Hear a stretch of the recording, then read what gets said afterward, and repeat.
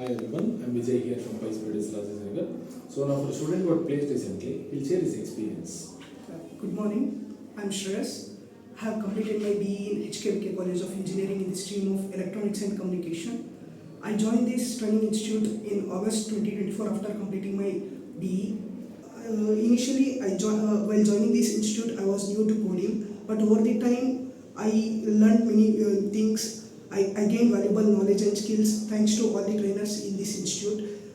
Python was handled by Mr. Keshav sir, and data analysis was handled by Mr. Vijay sir, and Django was handled by Alex sir, and Apti was handled by Selva sir, and then web technologies was handled by Mr. Umashankar sir, and SQL was handled by Murli sir. So I would like to thank all the trainers for giving me the valuable knowledge and skills which are required to survive in an IT domain or the company. So this was all it. Very good.